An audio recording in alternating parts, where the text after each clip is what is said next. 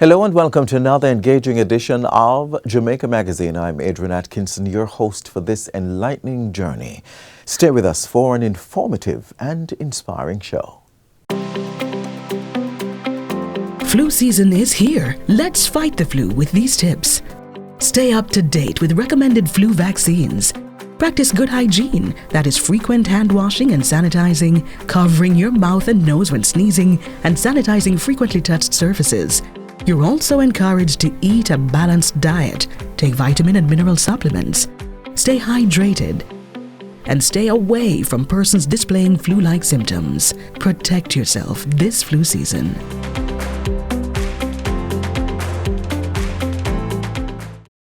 Thanks for staying with us. Divorce can be a challenging journey, but its complexity often depends on your unique situation.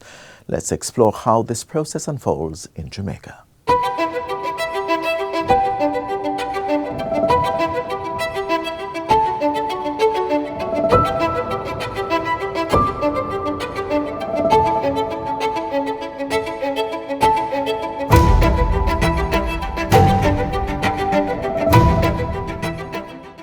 A divorce is the formal termination of a marriage, which includes property distribution, support payments, and child custody arrangements. While often dramatized in TV shows, the process can be simple. In Jamaica, divorce applications are generally processed through paperwork. But who can file for a divorce in Jamaica? Well, you may apply if you meet one of the following criteria. You are a Jamaican national. You are domiciled in Jamaica at the start of the proceedings. You have resided in Jamaica for at least 12 months immediately before the proceedings begin. There are specific circumstances under which a divorce may be granted, but the only grounds for granting a divorce relate to the irretrievable breakdown of the marriage. Parties must be separated for a minimum of 12 months, regardless of attempts at reconciliation. Even if they live in the same house, they can still be considered separated if they sleep in separate bedrooms or no longer engage in sexual relations or household duties for one another. Special considerations apply to marriages lasting less than 2 years, and additional requirements exist when children are involved. A divorce order will not be issued unless the court is satisfied that suitable arrangements have been made for any relevant children. Divorce can be simple if there are no children, maintenance conflicts, or property partition issues. It is also important to note that these factors influence the cost for the divorce proceedings. Now to the application process. Step 1. Filing the petition. The petition is a document that describes the history of the marriage and the reasons for the separation. Once drafted and filed by your attorney to the Supreme Court, the registrar reviews it and certifies it as a true copy, affixing the court's seal. This certified copy is then returned to your attorney, who will serve it on your spouse. Step 2. Service of a true copy of the petition. Your spouse must now be served with a petition. A process server will be retained to deliver the document according to your instructions. Your spouse has 14 days from the date of service to reply by filing an acknowledgement of service stating whether the divorce is contested or uncontested. If the divorce is contested, a hearing date will be scheduled, and the petitioner may be required to establish all the facts stated in the petition, including the separation and the difficulty of resuming cohabitation. If your husband or wife says in the acknowledgement of service that they will not oppose the divorce, you may proceed to step 3. Step 3. Applying for decree nisi. 14 days after the true copy of the petition is served on your spouse in Jamaica, provided there is no objection to the proceedings, the petitioner may apply to the court for a decree nisi. This is the first order that indicates the dissolution of the marriage. The application can be heard on paper, which means that the parties do not need to appear in court. Step 4. Applying for decree absolute. 6 weeks after the decree nisi is issued, the petitioner may seek the last order in the divorce process, known as the decree absolute. This application is also reviewed on paper, so the parties are not required to attend a hearing. This is the final stage of the dissolution process, and the decree absolute serves as proof that your marriage has been resolved. Everyone's reasons for divorce and individual circumstances are different, which can affect the ease or difficulty of obtaining one. It's important to consult with your attorney for the best advice at every step of the process.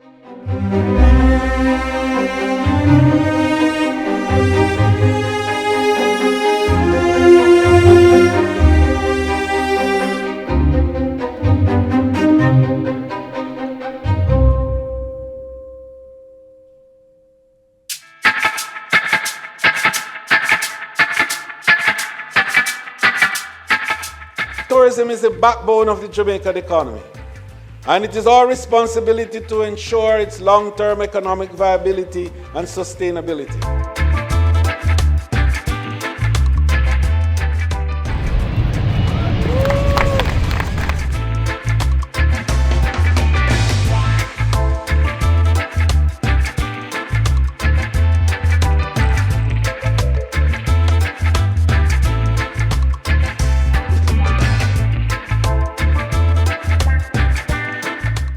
From roads to piers, the Works Infrastructure Policy and Monitoring Branch is at the forefront of building Jamaica's future. Let's take a closer look at some of the key projects they are driving.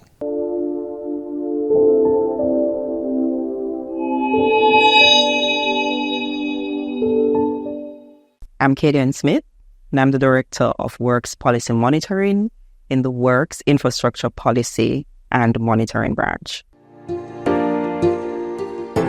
Okay, so the infrastructure portfolio focuses on the development of the country's roads, bridges, and ports, which are key drivers of economic growth in Jamaica. The Works Infrastructure Policy and Monitoring Branch facilitates the development, the implementation, and the monitoring of our policies, programs, projects, and legislation, including those of our portfolio agencies, which are the National Works Agency, the NWA, the National Road Operating and Constructing Company, NROC, the Port Authority of Jamaica, PAG, and the Professional Engineers Registration Board, PERB. Our program of work has significantly improved the infrastructure landscape and has strengthened the performance of the construction and tourism sectors. For instance, in 2022, the economic activities generated within the construction sector from projects in the construction sector, including those projects implemented by agencies under our works portfolio, contributed or accounted for 7.6% of the country's gross domestic product. In relation to the tourism sector, the completion of port development projects by the PAG, such as the Montego Bay Cruise Ship Terminal, the Port Royal Cruise Ship Terminal, and Hamden Wharf, has significantly increased cruise passenger arrivals to the island and has, importantly, has positioned Jamaica as a leading cruise destination in the world. Jamaicans benefit from the work that we do in a myriad of ways. Our projects and programs that, we undertake, they have resulted in the increase in employment and in the generation of new jobs. For example, in 2022, the construction sector accounted for the employment of approximately 141,000 persons across the island in various areas, in housing development, road expansion and rehabilitation, in port development, and in the construction of hotels and commercial spaces. Not only were these projects able to provide short-term employment, but they have also generated long-term employment. For instance, the Port Royal Development Project, opened or created the opportunity for persons to be employed as tour guides, storytellers, and shop clerks. The work that we do has also increased productivity levels. The roadworks have resulted in expanded and improved corridors, which have increased the economic connectivity and has enhanced the transportation of goods and services across the country. The reduction in commute time and the improved condition of the roads have afforded Jamaicans an improved travel experience and has created options that were never once available or never available before, such as being able to reside in rural areas and pursuing more lucrative opportunities in the urban areas. So in the past 3 years, we have undertaken several road improvement projects, which have increased the carrying capacity and reduced congestion on those targeted corridors.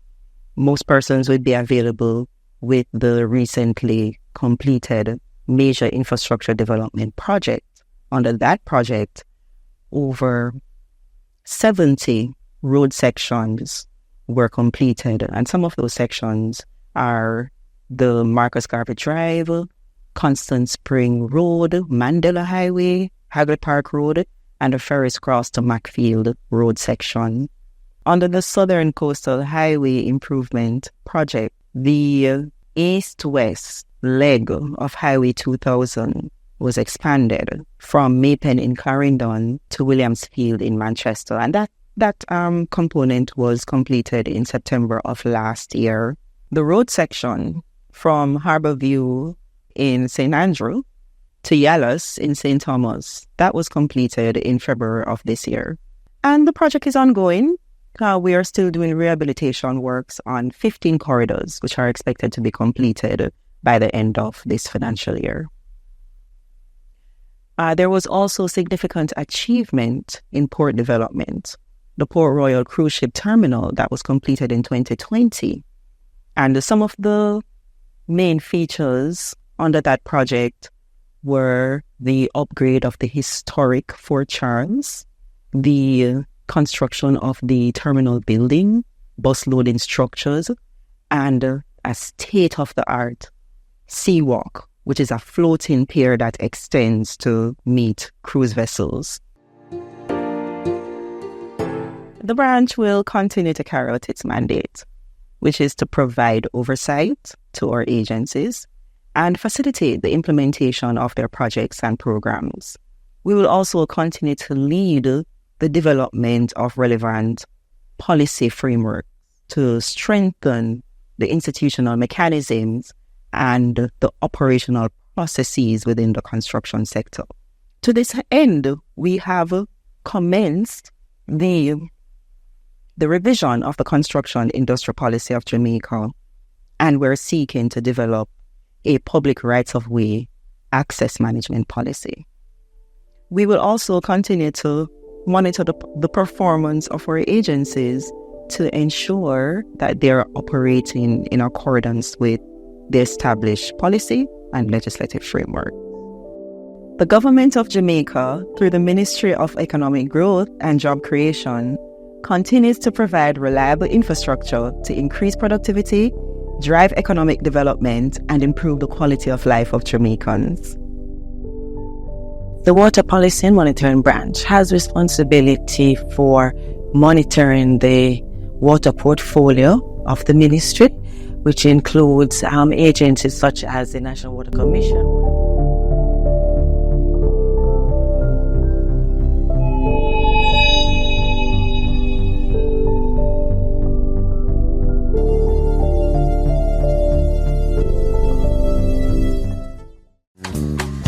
Looking to enhance your professional skills and competencies with training of the highest quality? Then apply today to the Justice Training Institute, JTI. JTI offers certificate courses in computer applications, CSEC Math and English, financial crimes investigation, courtroom protocols and procedures, diplomas in paralegal studies, court reporting, and more. For more information, call 928-4624, visit us at 4 Camp Road, or go to the website jti.edu.jm. The Justice Training Institute, training for improved performance.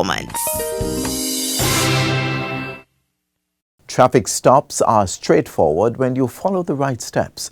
Stay with us to learn how to navigate a police stop safely and responsibly. As a police officer, I would implore all our drivers to be safe, to operate motor vehicle and drive safely. Road safety is a concern for every Jamaican citizen. Once you operate or drive safely, you make it a safe environment for all other persons to operate, whether it be the pedestrian, the motorcyclist, or the public passenger vehicles.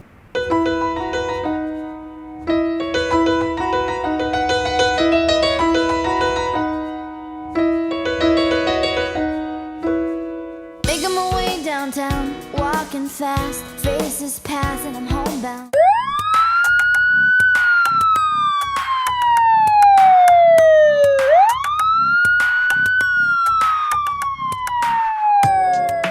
Keep your vehicles serviced so they're in prime condition to handle anything the road throws at them.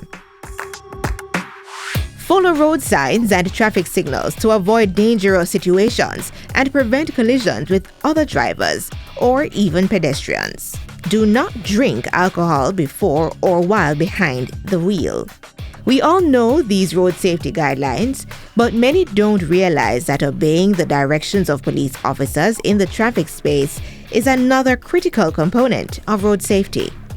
They are there to ensure order is being maintained and disrupt any criminal act that may be in progress, especially those involving the use of a vehicle. So the police from time to time will conduct operations. We class them as crime reduction operation. So from national roadblock operation, speed enforcement operation, vehicle checkpoint operation, spot checks, and so on, in which officers will be stopping you. They will be checking first to see if any breaches of the Firearms Act, the Dangerous Drugs Act, the Customs Act are being detected. If there's any breach of the Road Traffic Act, that will be dealt with. So, what's your role in helping to not hinder these activities and potentially place yourself in danger? Simple. Follow the directives of the officer that stops you. On being stopped by the police, as a member of the motoring public or the motorist, you should bring your vehicle to a complete stop. You should bring down all your windows and keep your hands on the steering and listen for all instructions from the police. There can be multiple reasons that can arouse the police officer's suspicion and multiple breaches that can come under different legislations. You do not want to drive away from a police officer because it means that firstly you may be issued a traffic ticket for failing to comply with a constable's command. As also at Section 7 of the Road Traffic Act, you must produce your documents to the police. It is an offense for you not to produce your documents when instructed to do so by the police. So you hand the officer your driver's license, vehicle documents, then you can ask a question.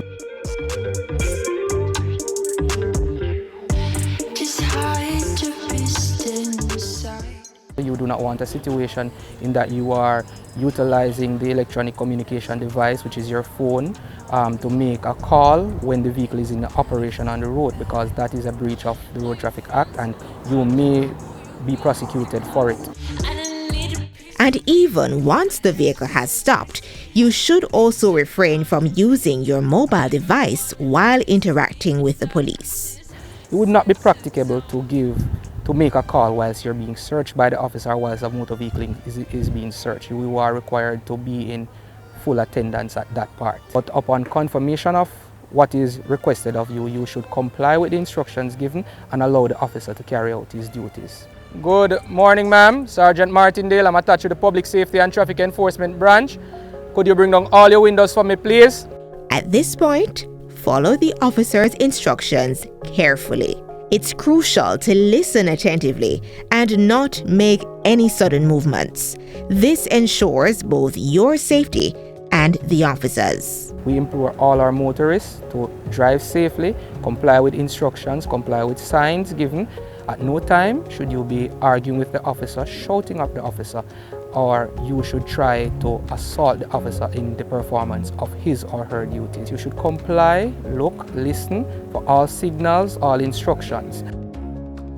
So the next time you're behind the wheel, remember, safety first. By following the rules of the road and instructions of our police officers, it not only protects you, but all road users.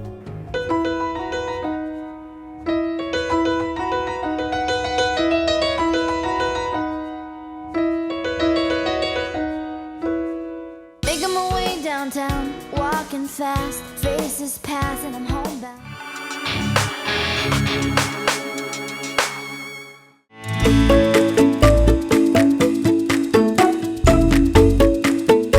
Lowering the sodium content in children's diets today can help prevent heart disease later in their life, especially for those who are overweight. Shake the salt habit, shop smart and cook smart. Use less or no salt when cooking. Try using fresh herbs and seasonings to add more flavor. Limit the consumption of salty snacks. Take the time to carefully read the nutrition labels on food products to identify those high in salt and choose the healthier options. Remember, no more than 2 grams of salt per day from all food sources for children under 11 years of age. Port Royal's history is marked by the 1692 earthquake, but what are the untold stories that have been passed down through generations? Do join us now as we uncover the aftermath and the memories that remain.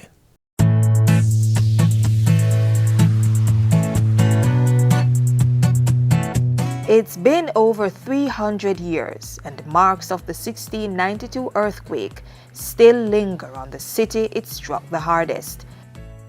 Port Royal was one of the busiest and wealthiest ports of the West Indies, and infamously labeled the wickedest city of the period, owing to its reputation for piracy and smuggling.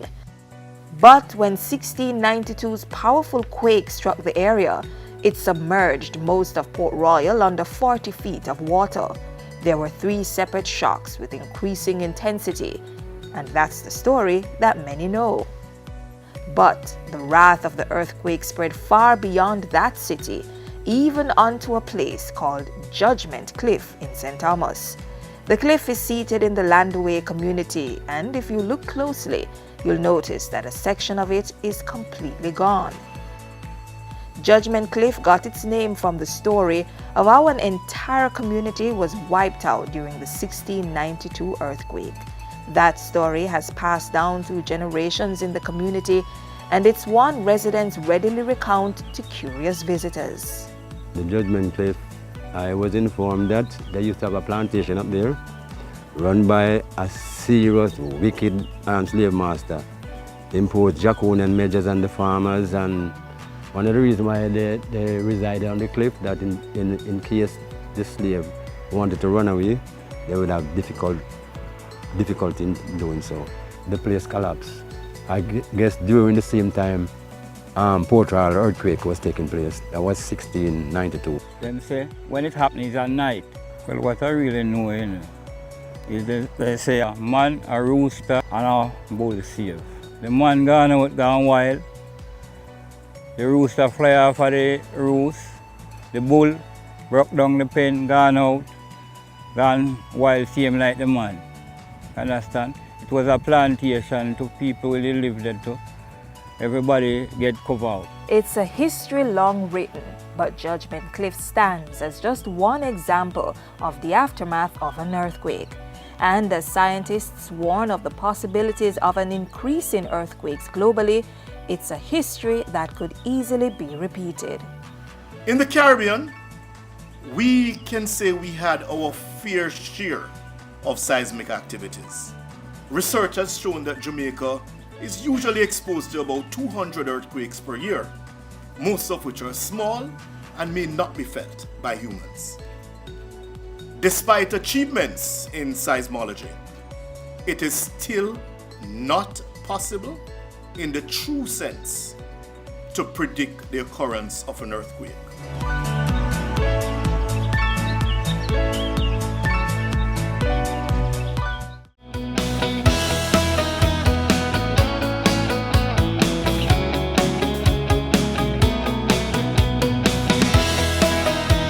Embrace your rhythm and keep dancing through life.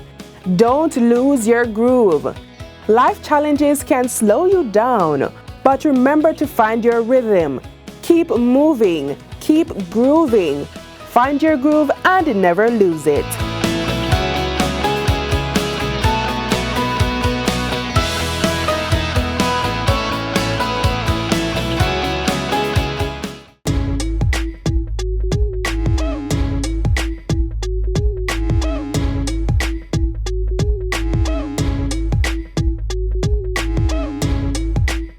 COVID has taught us many things, and among those is that the dynamics of our environment has shifted somewhat in terms of how people think about themselves in their natural space. I mean, one of the greatest manifestations of that is the workplace. The workplace has changed because of COVID, because Jamaicans, the global citizen, have come to terms with their mortality. Now so more than any other time in the world, because COVID, as I said, has been the greatest equalizer known to man during this last 100 years. Everybody was afraid at some point in time that COVID would have gotten us and would have taken us out. And it never really mattered whether we had money or were poor, whether we're in North America or in Jamaica. And as a human instinct would dictate, many persons are now rethinking how they work, where they work, what time they work, and the concept of self-care and taking care of self, family, community is becoming a lot more relevant. That represents for us an opportunity, particularly because we exist in a pandemic of lifestyle-related ailments.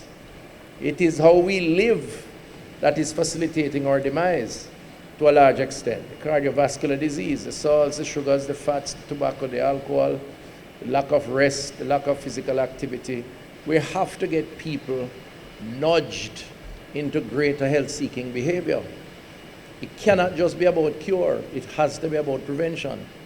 And some of it we may have to legislate, like tobacco legislation, like school nutrition policy and what is served in our schools, like sugary drink, our foundation championed that. Like the right of people to know what's in their foods, front of package labeling. But the reality is that generally Jamaicans don't like to get a checkup. They go doctor when they're sick. So while we single out men for being a little, afraid, it's better to bear the perception of being violated and detecting your prostate troubles early than to wait until it's too late. And at that stage, the violation don't really matter.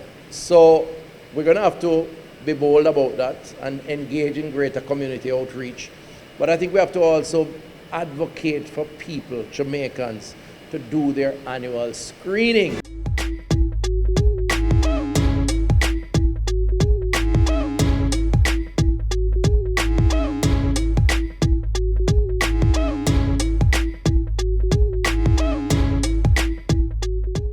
As we conclude today's edition of Jamaica Magazine, we hope you found these features informative and engaging. Stay connected with us through our website, jis.gov.jm, and on social media. On behalf of the entire production team, I'm Adrian Atkinson. Have yourselves a great weekend. This has been a production of the Jamaica Information Service, the voice of Jamaica.